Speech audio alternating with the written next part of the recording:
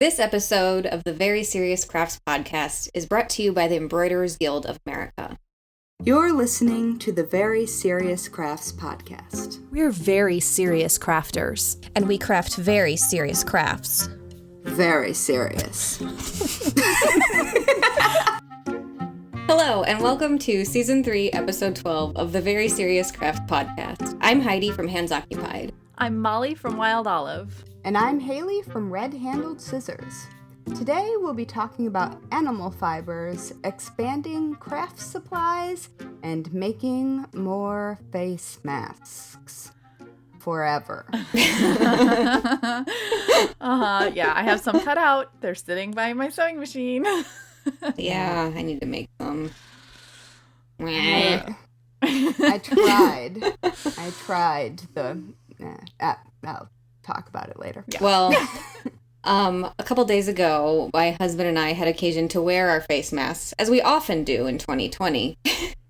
But it was especially important because we headed to the Chicago Botanic Gardens on Monday morning. You get like a free or a pre-scheduled appointment, and you like have to show your like printed out ticket against your closed car window to some poor man in a tent to be led on to like the property. Cool, though. Yeah.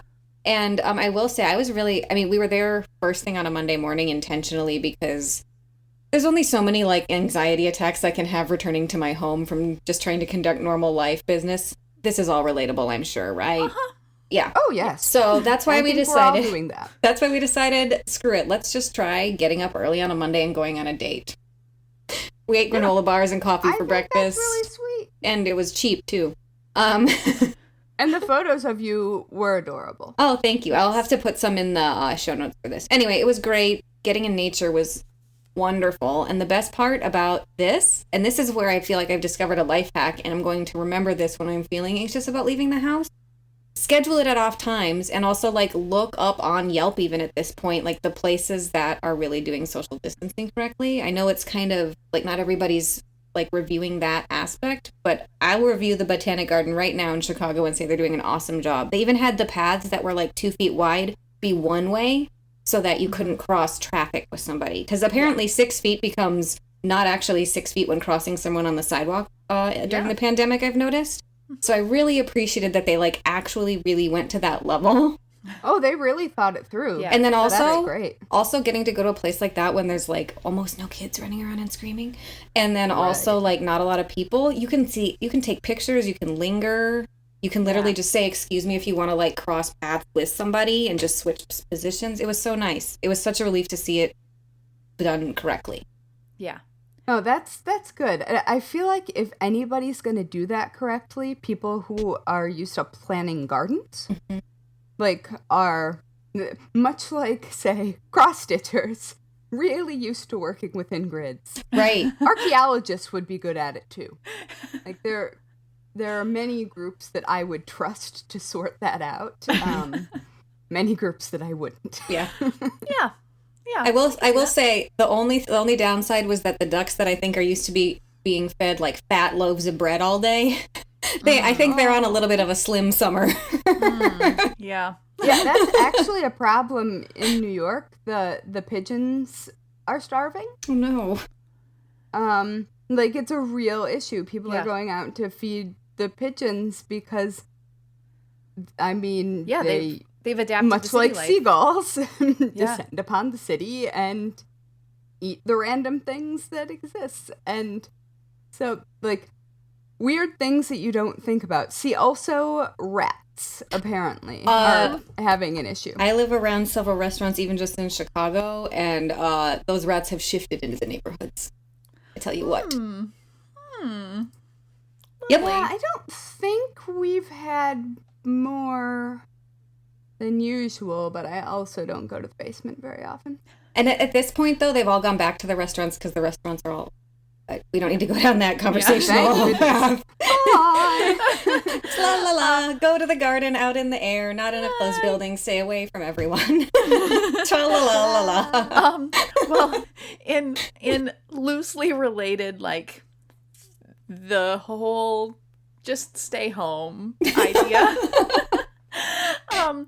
I was invited to participate in this thing called Sew a Softie, and I've done it several times before. It's basically a thing for encouraging kids to learn how to sew. And You also wrote a book on it. That's I did. true. I did.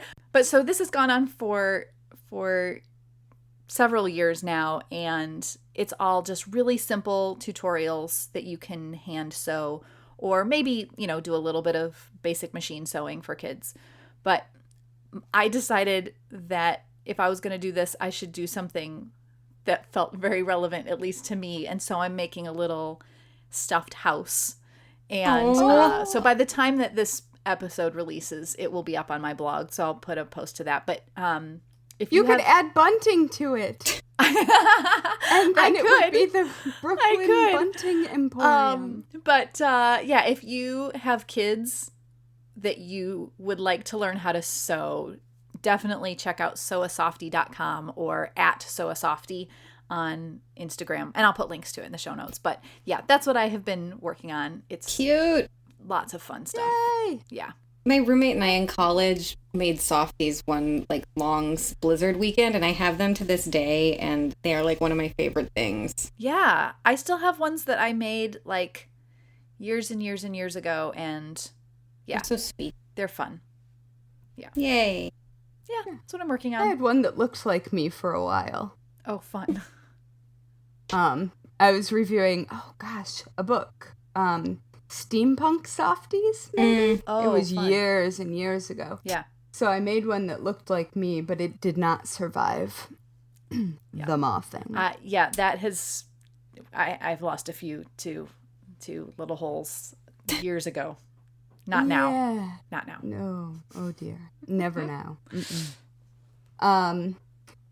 So, you know how everyone in the crafting community is always trying to make cat toys for their cats, and then they photograph their cats with them, and their cats look like... Yeah, that was, I think, didn't you and I talk about that in the very first episode of this podcast? Was me making a cat toy. Yeah. Oh my gosh, that's true. And I also think we talked about me making a cat toy in my most embarrassing old content. But I have finally made a cat toy that has really made Mr. Big Stuff happy. And he never doesn't want to play with it. He will fly through the air like a wild beast. And it's fantastic. Know what it is? We want to know What? because I want to make one. So, you take a shoestring, Mm-hmm. you fold it in half, and you tie the ends together. Whoa, you just broke the You're internet. done. Wow. It is the only DIY cat toy that any cat I have ever had has been into. And I don't even know why I made it. I just saw a shoestring and was like, I wonder. The That's answer is awesome. yes. I love it. I'm not in a shoestring. Turns out that is the best cat toy. I'm going to try that when we're done recording. Oh, do report back. I will. You know I will. Indeed. I like that. Yep. So, Well, that's my excitement for the week. Well, I mean, getting a cat to jump around and play anyway there's something very relaxing about that. When it's something you finally made that they like, then even better. It's true. Yeah. It's true. And getting Mr. Big Stuff to jump around is also exciting. Yeah. When that happens. all right. Well, before we jump into talking, we wanted to give a quick shout out to all our serious friends of the Very Serious Crafts podcast who are now supporting us at patreon.com/seriouscrafts. And many thanks to Abigail. You're the best. Yeah. Well, today in things that are cool that just exist news, I guess is what I would call it.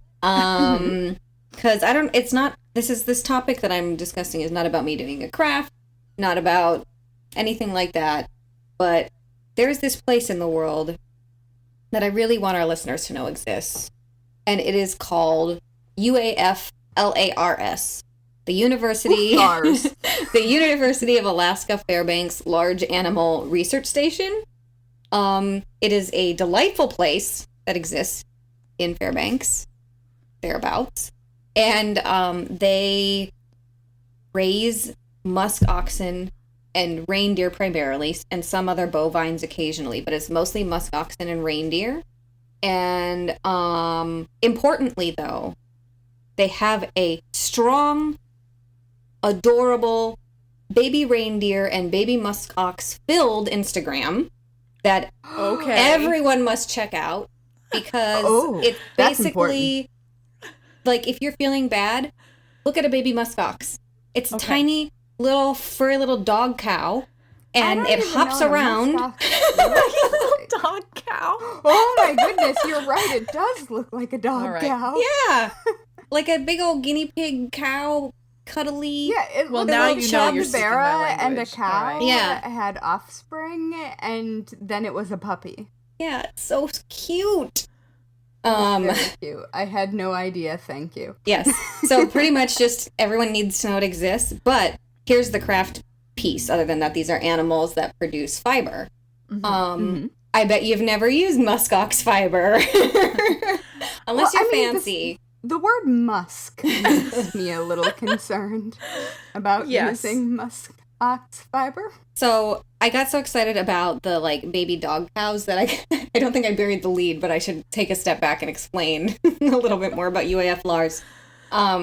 So like I said, they mostly have musk oxen and reindeer, but I found out they existed because one year for, I think, Christmas, my husband wanted to get me yarn that I'd never tried before, and he had heard that kiwi yarn, aka fiber from a muskox, was a thing that I'd never tried, but it was kind of rare and kind of expensive. And so he found out that this UAF Lars place gathered their stray kiwiot and would spin it into yarn, apparently. And so you can buy yarn made from the beautiful baby cows.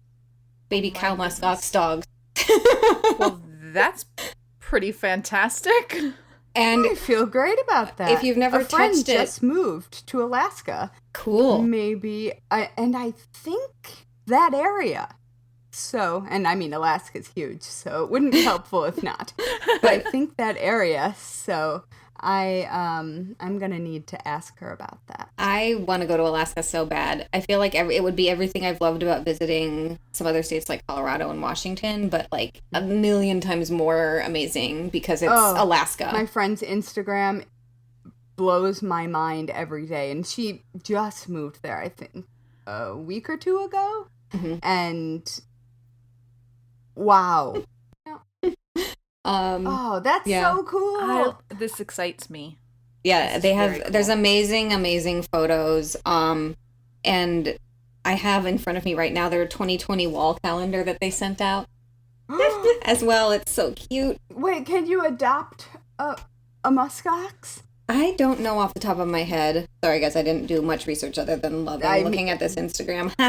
I literally did not expect you to have an answer for that. You're just going to have to go to the website and see the baby deer cows for yourself. Oh, my goodness. I don't understand. They're so cute. Why baby muskox? I want to pet their noses. Yeah, that picture of them in the swimming pool, the baby pool. Gosh. On Instagram, yes. They even do things like get seasonal vegetables, and they have videos of them like playing with pumpkins on Halloween. It's too pure. Goodness. They're like galloping in the snow with their little Good. butts. That can replace my big cat sanctuary pumpkin playing. Okay. Because we all know how Tiger King went down. Yeah. And turns out the big cat rescue that did the pumpkin event every year that I really liked was one of the characters in said show. Wow. Well, it was Carol Baskin. Oh no. Boy. But I have happy news for you. The other large animal rescue that I'm obsessed with following, which I can just now link in the show notes as well if this makes the episode, is just called the Wild Animal Sanctuary. They said, like, when Tiger King went viral, they were like, we will not comment on the tigers that we took in from this situation ever. We will not show you pictures either. Like, they're that level of rescue. They're out in Colorado. When you go there, you walk on, like, an elevated path that's, like, dozens of feet in the air, so you won't be in any way part of their environment. Oh, didn't you take pictures? Didn't you go and take pictures? If I went somewhere, I probably took pictures. Because, well, right, but I feel like yeah. I've seen the view. Yeah, was, that's the other place that I'm obsessed with. No, that's great. And I mean, as someone who has eaten a vegan diet for 20 years, animal sanctuaries are pretty notorious for big drama. Mm-hmm. And so, like, knowing that they're just, like, not gonna comment and, like, that they were good enough to do it, but they aren't doing it for publicity, that makes me feel really good. Also, this place, when we saw them, when we saw it in person, this would have been fall 2018, they had just been given a herd of alpacas that someone didn't want to care for anymore. They were like hobby farmers. And they were like, well, we have these alpacas. Can you just feed them to the lions or whatever you got? You can have them for free. And what they did was develop a, like, larger alpaca appropriate preserve, and now they also have a herd of alpacas. They also have a camel. They have so many things. Sorry, I will ramble about what they have forever. I love that they were like, nah, we'll just have a herd of alpacas. Yeah, that's fine. So I'll link to both these places. Because I am the height that I am, meeting an alpaca basically involves them, like, sniffing the top of my head and, like, all of the top of my head hair going up into an alpaca nose. That's up close and personal. Yeah. Yeah, my father-in-law took me to an alpaca farm in Vermont, because Vermont, like you do. Yep. And so I could meet the person who spun the fiber. Very cool. Yeah. Yeah, it was very cool. But man, that alpaca was taking some deep breaths. I was just like, you're a giant, I'm sorry. I'm tiny, it's fine. Oh my goodness, I love that. I'm sorry that my large animals have taken us on quite a journey. I'm not sorry at all. I'm not sorry. Okay. I am in full support of that. About it. Yeah. So, not in the category of large animals. Oh, come on. This is a smaller animal that I will bring up sort of as a really weird segue. But my grandpa used to raise chickens. So I am not a fan of them. Not fiber animals. Not fiber animals. And I'm not a fan of chickens unless they're baby chicks. That's okay. I really am not a fan of roosters. However. No, they're pretty excitable. They are. But I am excitable about some books that are published by, I should say, a Japanese craft book publisher called Andori, or sometimes Andori-sha. And in Japanese, that means rooster. Cute. That was a really lucky transition. Wow. And the dad joke, like, all of it just came That was together. Mwah. So, Chef's kiss. Oh. anyway, so Andori, I stumbled upon these books, I think on Amazon at some point. I can't remember, but they existed as a publisher between 1945 and 2009, when they just couldn't quite hang on as things changed in the publishing world. But they, in one sense, I almost feel like they could be like the Japanese version of Dover books in their feeling of some of their publications. And I've loved Japanese craft books for a really long time. And I would go to... Yeah, me too. Kinokuniya, which is a Japanese bookstore that has a few locations in the U.S. And for the most part, One in New York. Yeah, that was It used to be right by my publishing house. Yeah, and then there's one in the Chicago area at Mitsuwa, which is a Japanese market, and they're usually in Japanese. And the thing though about Japanese craft books is that they show things so well that for a lot of what you make, you can actually figure it out. If you are experienced in crafting at all, you can figure out a lot of things, even in Japanese. Mm-hmm. And so I've always loved that. But these books are in English, which makes them, that feels so unique. I'm sure that they published books in Japanese as well. That I have a lot of Japanese dress books. Yeah. Because the proportions are correct for me. That makes sense.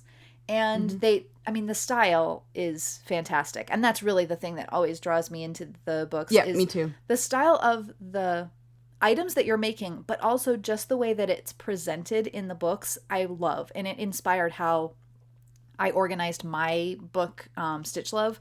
And so, yeah, I just love them. But these books, I realized I thought I had more of them than I do. I only have 3 from them, and basically what happens is one will pop up, I'll see it and see who published it. No, I'll see it and go, ooh, that looks interesting. Oh, that makes sense. It was published by Andori, and they're really good. So the first one that I got is called Embroidery Designs, a collection of ideas. I'm going to show you guys on the camera the cover of this. Pretty. The colors are beautiful. Lovely colors. They have, and these have a little bit of applique and different elements worked into them. They did, there's a window that has an actual fabric curtain that they attached over it, which is just a really fun element. That's precious. Is this a 2008-2009 publication? Because I remember that stage of This craft one books. actually came out in 1987. What? Yeah. Wow. Yeah. And the colors are still It's there. relevant. I think there's a lot of them. The next one that I got felt definitely a little bit more in that range. And now I can't remember what the publication date on this one is. This one is a 93, and it feels a little bit more that era of, kitchen and home kinds of things, but very, they've got there's a really cool piece of blue work embroidery that has kind of a folk art feeling to it. They're just always really charming. And I will put some pictures up of these in the show notes and stuff. Then the most recent one that I got was published in 1976. And by the way, when I find these, I usually find them sometimes on Amazon in their used, you can search by publisher, or I think I may have gotten one on eBay, and the most recent I got on Etsy. And this one is a little one, and it's super 70s, cute.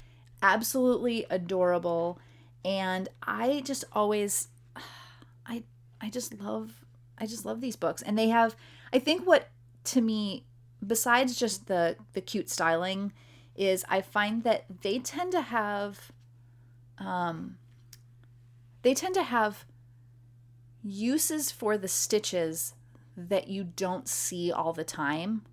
So in addition to really charming patterns, you go, oh, I never thought about doing that as a fill stitching for an area, or incorporating different kinds of elements into it. And they are delightful. I've never paid more than $10 for one, even though sometimes people, because they're out of print, price them super high. Like I saw one that was $800 recently. And I was like, come on now, what are you talking about? Don't pay a lot for these books, but I mean, that's cute, but yeah, I don't know what, I never understand when people do that.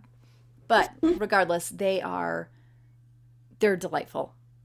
That's all I can, that's my go-to word for these books. I think it's a good, I think it's a good word. Yeah. So the graphic design is so cool. Yeah. So I just every once in a while come across one that I see and I don't even think about it that much. I go, oh, that comes out as a good price, and I just would like to add that to my collection. So I recently did and thought I should share this favorite publisher with the world. More good things that exist. Exactly. Exactly that. The listeners need to know. Yeah. It's true. And I feel like you guys have both been so uplifting, and now I'm about to complain. That's okay. It's all right. Complaining is valid too. It's a balance. All right.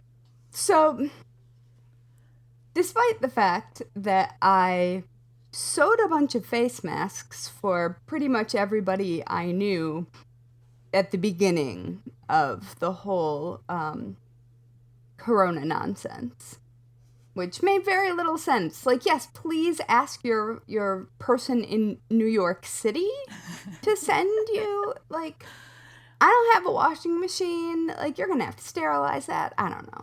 Anyway, but it made people happy. So I did not love making masks, and I think that I have mentioned that before. So I tried to get around needing to make, like, I have a really well-fitted N95 mask that I have been wearing because I have a raging anxiety disorder. But at some point, like, it's hot. It's not particularly comfortable. Right. And at some point, it's going to make sense in lower risk environments to have something less intense than that. Yeah. And so I had ordered some masks from a company that I like. And yesterday I was like, I'm just going to give these a try. It was just baggy. Like, it was huge. And I realized that as a grown-up who is not grown-up sized, that in order to get a structurally well-made mask with, like, the filter inserts and all of that will actually fit me, I'm going to have to make my own, and I'm going to have to fit them to me.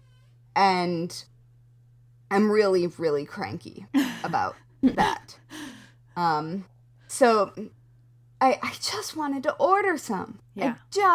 I wanted to give someone else my money. I wanted to give somebody else my money who makes them. Like, oh, take my money. But because I was feeling very cranky about it, and also realized that if they don't fit me, my husband is also a mini human, they're not going to fit him. And so I went ahead and bought one of the AccuQuilt mask dyes because I have many AccuQuilt machines that they have sent me for review purposes throughout the years, and which I love, even though they do not seem to have encountered a person of color ever, if you look at their website. Oh. So they should probably sort that out. Yeah. I don't know if maybe their social media is doing a little better. I'm just saying, it's a lot of white people. Okay. But so I ordered their mask dyes based on reviews that said that the children's size mask was too big for children and was, like, the right size for teens. And since Heidi, back in the day, brought teen-sized hats to my attention, I was like, yes, that. So, I am waiting for them to arrive. I've got the rest of my supplies coming since, glasses, so you need all of the nose structure and stuff. But when I was ordering that, I got to thinking just how quickly the making and crafting industry adapts when there's a need. Yeah. like, and we all know that immediately people were sewing masks, and that, like, within a week, those masks had gone from, like, flat accordion things to fitted, you look like Darth Vader. Yeah. And, like, people independently, as it seems, developed basically the same thing, which is a totally normal thing when everybody's talking about it and you're seeing it all over. But so finding the mask dye made me go look for other supplies to make my life easier if I'm gonna have to sew these stupid masks. And so now you can find pre-cut elastic with adjusters on the back. Oh, wow. So, like, already put together. And so you can, just stitch them in. And the nose wires actually come pre-cut and with holes drilled in them. So you can stitch them in place. And so you're not, like, using twisty ties or paper clips or pipe cleaners or whatever the hell. Yeah, the pipe cleaners are... Every single time they go through the laundry, there's like, it's a whole fuzz thing. Yeah. Ew. It's not the fuzz that part. Sounds it's just itchy. Getting them, like, keeping them in shape, and you're always reshaping things, and it's just, Yeah. Yeah, and so I was... and you can buy filter inserts, which I already knew, but now they're readily available in a way that they weren't when New York was going through the height of the pandemic here. So I just took a moment to sit back and marvel at how quickly crafters move to meet needs when companies can't. Yeah. And I really appreciate that about... I think that's one of the more unappreciated aspects of traditional women's work. And that's not to say that only women are doing this or anything like that. It's just that this has been a traditional feminine activity, sewing and, like, making things to wear for the family. And historically, women have stepped up. Like knitting bandages and socks and like sewing uniforms for soldiers. Like I think it's really interesting how quickly we are ready to just spring into action. Yeah. I like that. I'm done complaining. This episode of the Very Serious Crafts podcast is brought to you by the Embroiderers Guild of America. EGA is a community of stitch-minded people who inspire passion for the needle arts through education and the celebration of its heritage. Join today to become a member of the community, gain access to educational opportunities, projects, and more. Learn more at egausa.org. Yay! I'm actually trying to hold myself accountable to a project that I talked about on the podcast and kind of like thought of or brainstormed a little on the podcast instead of just being like, let's talk about this fun craft and then like put it way in the back of the WIP pile for like... I have no idea what you're talking about. I've never done anything like that. What are you talking about? You know what I'm saying. I know it well. That's what I'm saying. This low-key counts as a preventative train of shame. There you go. Anyway, so I decided one night, I was like, okay, if this project that I want to do is going to happen, I have to order the supplies, because these are not supplies I have laying around the house. Mm-hmm. The project I am talking about is the weird latch hook, but with zip ties project as street art. Yeah. So the update so far... The street art aspect. Yeah. So the update so far is I've gone out and measured the grid-like material on the little shack where I'm scoping out doing this. Also, it's a shack that's set to be demolished when some affordable housing goes in place, so I don't feel bad about littering. Like, this will get plowed and taken away by a crew.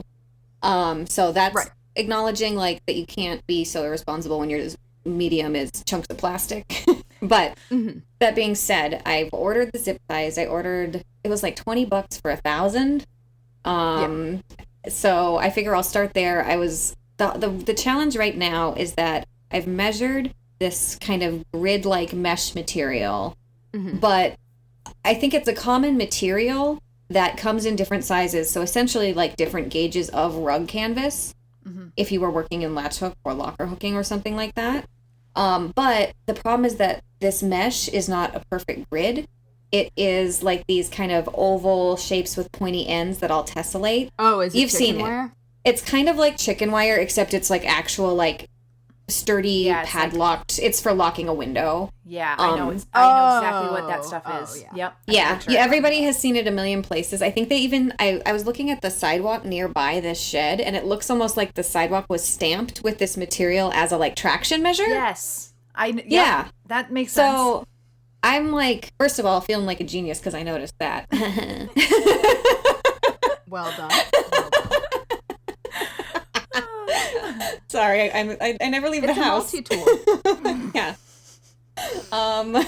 But now I just need to figure out this vocabulary word and if it does come in different gauges, and then like figure out if I can sweet talk somebody at Lowe's or like just go to a construction site and be like, do you have this as trash in this size? And can I have it because I want to swatch something? This is a really normal inquiry, sir. Said like full mask, gloves, hand sanitizer. I want to make a craft with zip ties. Like, not creepy at all. No. So anyway, this kind of weird, cartoonish depiction of how I envision this project going down, I think betrays the fact that I'm super anxious about doing it, because I'm going to have to just be standing outside and like real time tying zip ties to this mesh because I can't take it home and just hang it up. Yeah. So I'm going to have a plan. Doing that kind of public art, do it at home and then install it. Right. Basically. Right. Yeah. So yeah, that is an entirely different, perforated aluminum. Yeah, I mean, see, now I don't have to. Now Haley will just research it by the time the podcast topic's done, and then I'm like, cool. I cool. used to work at a hardware store, like for all of high school. Yeah. But I was That's gonna say funny. what's gonna happen with this is, in addition to this being public art, you standing out there doing it becomes performance art in a sense. That's the thing that I'm like not about. But it's in my neighborhood, and I was also like, it's supposed to be really hot because it's July, July, August. So what if I went out in the evenings, and then I also wouldn't have to worry about getting sunburned? Yeah. That's the other thing. Like, there's a little bit of shade by it, but it's a tiny shack in the middle of a parking lot. Because it used to be where a person sat to take, like, your fee for parking there, and now it's all automated, but the shack remains. So, yeah. Yeah. I don't know. I'm excited. It's something different, if nothing else. Yeah. It does come specifically in gauges. See? There you go. And I've seen, the one last thing is, it's almost become a joke among fans of RuPaul's Drag Race that zip tie dresses have been done. And there's a couple really amazing examples that people have had commissioned for, like, the finale of the show or competing on the show. So I think I might do a little bit of research on what folks who have made zip tie garments have found effective. Yeah. Because some of them are really cool. I'll have to find more pictures and put them in the show notes. I'll write myself a note. Anyway, I'm done. No, I like that. I'm like stressed out for you, but also I think it's awesome. It'll get me out of the dang house. I also feel like it will be important to have Ed join you for some of this so that you can get just a little bit of time lapse video. Yeah. I think that would be fun. Yeah, I might have to because it's so weird. Yes, please so do. Have either of you ever purchased a 10-pound box of fiberfill? No. Yes, actually. Okay. It's really hard to contain once you open it. Exactly. It is really hard to contain once you open it. The first time that I got one, because I've gone through multiple boxes of it, but the first time I got one, you open that bag and it just starts immediately, like, you know, it's like a science experiment. You know, like, have you seen like that, what is it called? Like elephant toothpaste, where you put things together and it's like, blah, and it goes everywhere. Yep. That's what the fiberfill does. And that's so a softie that I'm working on. Fairfield, who makes fiberfill, was very kind to send some of the makers, all of the U.S. makers, a box of fiberfill, which was good because I had recently finished a box of it. It was perfect timing. I love have not opened my new box yet because I know exactly what's going to happen when I do. Which also connects me to what I did recently open. Is we have, as a large family that enjoys sitting down to watch a movie together and does not necessarily have a lot of regular seating for 7 or 8 people to sit down together, or 9 most recently. We had 9 of us sitting together, and beanbag chairs are a good solution for this. However, beanbag chairs flatten out over time. And as I recently found, you know, they usually have foam pellets in them. We opened it because we were going to refill it, because I will get there. Those foam pellets actually flattened to the point of looking like paper confetti. Oh, wow. I did not... I mean, that makes sense. It makes perfect sense, but I had not visualized it. Right. So we were looking into how we were going to refill these, because like we have some that are like nicer beanbags. And so we decided that the best option was shredded memory foam. Have you ever seen like those really giant floor pillows that are almost like a bed kind of a thing? Oh, I have a giant bag of shredded memory foam. Yeah. So from making pillows the right height for me. Exactly. So we basically decided that what we needed to do was buy enough to refill all of the beanbag chairs and some other cushions, and maybe have a little bit of leftover in case we needed to add more as they were used. So I looked up, I found a company that sold it, and wouldn't you know, I did not actually write down the name of the company in my show notes to prepare for this episode, but whatever. I'll find it and I'll put it into the show notes for this. But we ordered 60 pounds of memory foam, shredded memory foam. And it came in 2 boxes that were smaller than a 10-pound box of fiberfill, by the way. And I started opening, and I was so nervous to open it because I knew that it was going to expand. I knew what the volume of foam expanded was. And so it was vacuum packed. Yes, it was vacuum packed. So with every step along the way, I was like waiting for when something was going to happen. And so I opened up the box, and inside it was all wrapped in shrink wrap, and then like the shrink wrap was twisted to like use as a tie to hold it in. And so as I started doing that, and with every unwrap, you could hear like the little squeaks and pops of this plastic. And I'm just sitting there going, oh my goodness, what is about to happen? Because I had no way of knowing really how the thing was wrapped inside of it.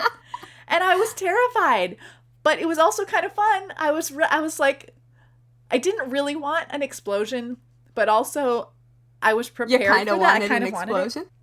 So I just kept unwrapping, and we had like several people gathered around to view it, and you know, it was all of this shrink wrap around it. Then there was a bag with a knot that was still all vacuum packed inside. It had gotten bigger by that point already, but it was still fairly tight in there. I untied the knot, and then that's when it really started to grow. But there was a bag inside of the bag with the opening down on the bottom. It was, by the time we finally we just reached a point where I was like, okay, I have to just put a hole in this bag, inside the bag. Yeah. And hope for the best. And it did not explode everywhere. However, I would say that this bag had at that point expanded to not quite the size of a twin size mattress, but almost, and it was still probably 2 feet thick. It's so much. That was one box of it, and we bought 2 boxes like that. Each box was 30 pounds.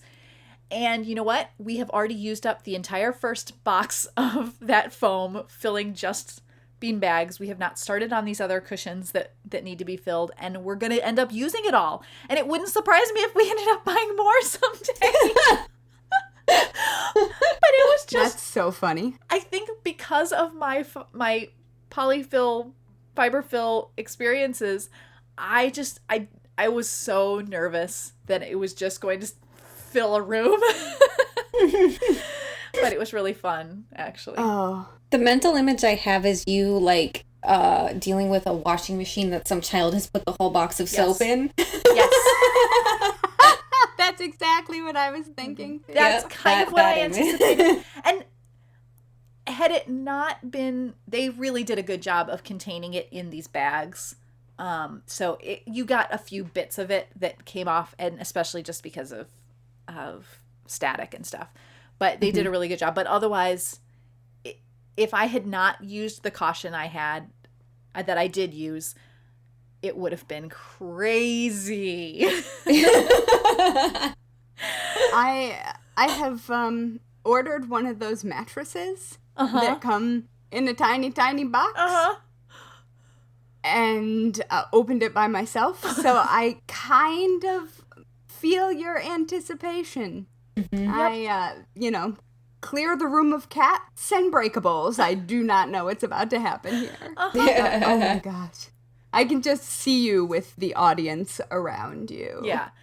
I started to so good. lose them when it didn't explode right away. I think they were kind of like, this is taking too long. And I was like, well, I'm not just going to rip into the thing, so you're going to have to wait while I unwrap. Sorry. I think if you have to order more, that you should just go for it. Full unwrap. Just. Yeah. Yeah. Yeah. Anyway. Yeah, that's usually my craft supplies grow because I'm just buying more of them, but this was just literally expanding to fill the area. So reminds me of the dinosaurs in tiny capsules for the bathtub.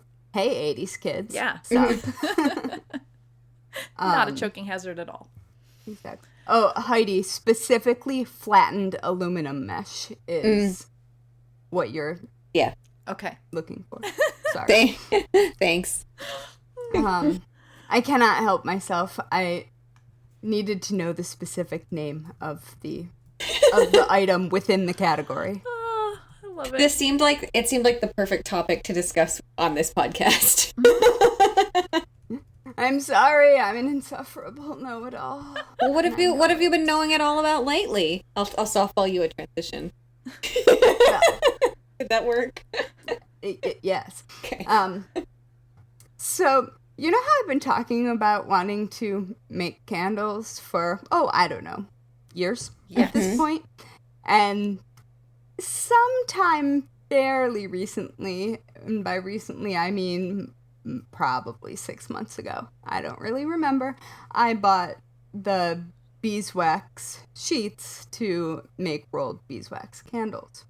And so I tried making them for the first time last night, specifically so I could tell my therapist that I took a break and did something fun. So I did, and it was actually really fun. Good. I had a really, really good time doing it. And it's very tactile, so it's like it gives you something to do with your hands, but you don't really have to think about it, and it's textured, so it's kind of soothing. And especially for someone on the spectrum like me, that texture is like very, it hits my stimming spot.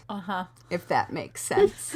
It's just nice. And also, I do have to say that it is very, very much, if you're doing the small, like birthday candle size ones, or menorah candle sizes, Yes. what I was making. It's a lot like rolling a joint. So if you've got those skills, they're very, very easily transferable. It turns out. I texted Heidi this late last night. Yeah, you did not text me that last night. Although I'm pretty sure I saw it still on Instagram and was like, Yeah, I hadn't decided if I was going to say it out loud yet. I just sort of nodded and smiled. And I mean, Molly, I just assumed you would not have that experience. I could be wrong, but I assumed that probably I don't have that experience. I have rolled a lot of things, but a joint is not one of them. Probably more like Yeah. enchilada. Now I'm hungry. Yeah. Cinnamon rolls, those little paper beads. Yeah. Yep. Quilling.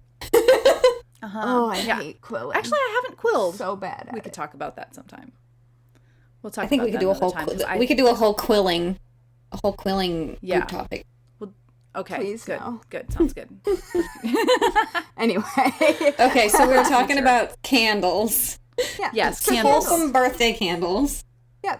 They are totally a good, like, entry craft for making candles. And they don't make a mess. And you can do a lot of interesting creative things with them. You can cut different colors and bring them together. And I had more fun doing it than I expected. Like, I expected to like having done it and to have these candles that I made. But the actual process was extremely satisfying. And now I can tell my therapist that I took a break and I did something fun. It was supposed to not be work-related, but I guess talking about it here made it work-related, but it still counts. It's fine. But, you were just sharing your personal experience. Exactly. Yes. My beeswax candle triumph. I like I it. feel like there's a dad joke here. A beeswax dad joke. Yeah. It was a bee in my bonnet. Something about it being your beeswax. Yeah. Oh, it's, I don't know. Something. It's none of your beeswax, definitely. Mm-hmm. But That's true, honey. I'm sorry, that was terrible. I never call people honey. No, that's not true. I do occasionally, but it's usually in a really condescending way.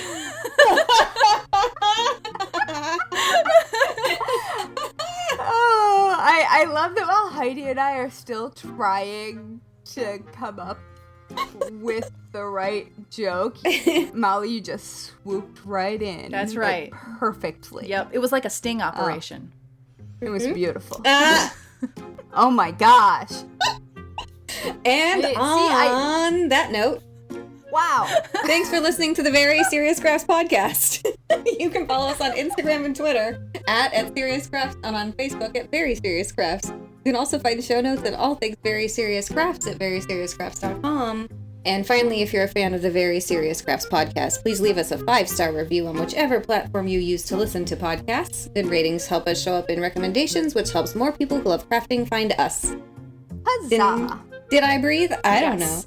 I don't think so. You didn't breathe. Whee! But I would also just like to say that you should make a beeline over to our sponsor's website at egausa.org because they're great too. Yeah. Sorry, I had to do one last, thanks to the sponsor and another pun because why not, right? Why not? I mean, I don't think there was another option. I don't think so either.